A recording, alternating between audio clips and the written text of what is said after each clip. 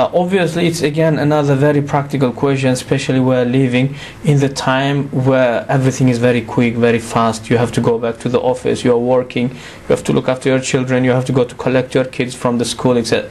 So it's quite practical question. So question is asking, is it compulsory to pray 4 rakat of sunnah? I say no. Compulsory is fard and wajib. Sunnah is never wajib or fard.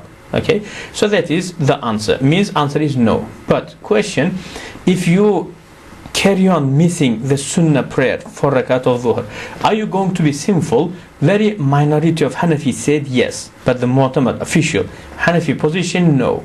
You are not going to be sinful, because sin is for committing a prohibition.